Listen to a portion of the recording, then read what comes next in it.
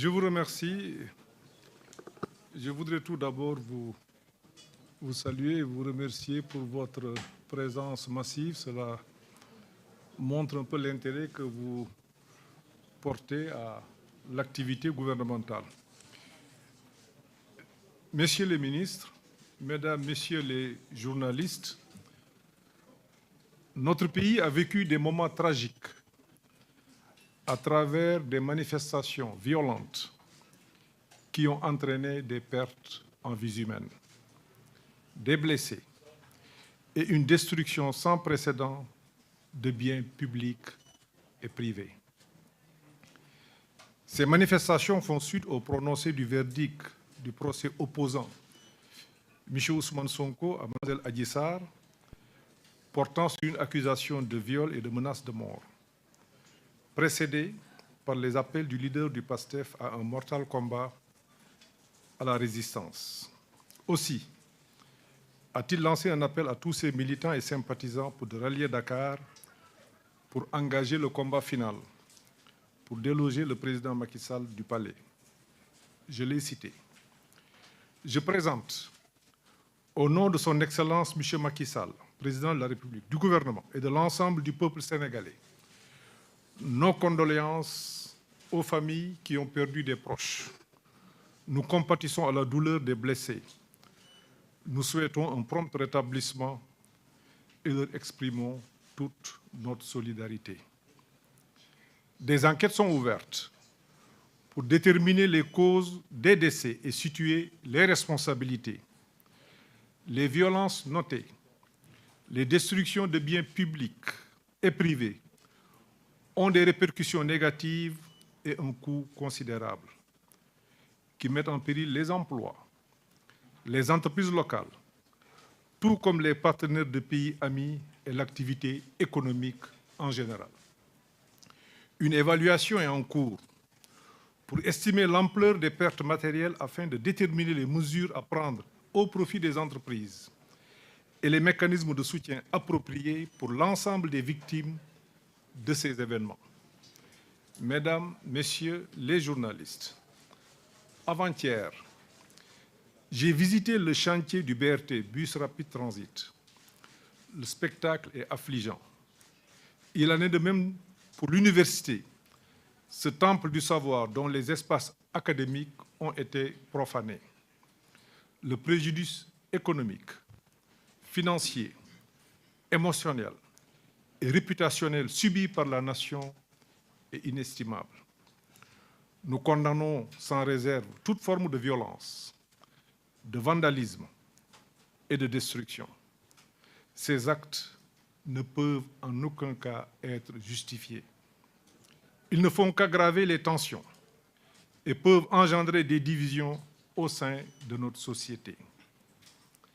Les manifestations violentes observées traduisent une entreprise de déstabilisation qui a commencé avec une cyberattaque et s'est poursuivie par des tentatives malveillantes de destruction et de sabotage d'infrastructures vitales et essentielles pour notre pays. Dépôts de carburant, usines d'eau, centrales électriques, etc. Il existe plusieurs éléments factuels qui suggèrent des indices graves et concordants de l'existence d'une stratégie de manipulation visant à commettre des infractions contre l'autorité de l'État et l'intégrité du territoire national. En effet, de façon graduellement préméditée et pour brouiller les repères informationnels, sont supprimés ou discrédités dans certains médias et dans les réseaux sociaux les informations pouvant créer un système de référence authentique et permettre la comparaison et l'expression du sens critique. Ainsi, si nous n'y prenons garde, les remparts de la démocratie et de la liberté vont s'effondrer les uns après les autres, sous l'effet d'une stratégie pernicieuse de manipulation, élaborée et mise en œuvre par les partisans de théories insurrectionnelles. Face à cela, le gouvernement est déterminé à faire la lumière sur les événements récents et à traduire en justice tous ceux qui ont commis des actes répréhensibles, nous nous engageons résolument à ce que toutes les personnes impliquées dans ces violences répondent de leurs actions. C'est dans ce cadre que des arrestations ont été effectuées et que toutes les diligences sont en cours pour que la justice soit dite dans les meilleurs délais. Mesdames, Messieurs les journalistes, je tiens à souligner que les mineurs et les élèves arrêtés ont été d'ores et déjà libérés et remis à leurs parents. D'autres personnes, sur qui pèsent des présomptions et des soupçons élevés, sont maintenues en détention pour les besoins de l'enquête. Le Sénégal est un pays fondé sur les principes de la démocratie, de l'état de droit et du respect des droits de l'homme. Ces valeurs sont au cœur de notre système judiciaire et de notre société. Le gouvernement, dont les actions sont guidées par la transparence, est ouvert pour apporter toute précision utile sur les événements dans le respect des règles de procédure.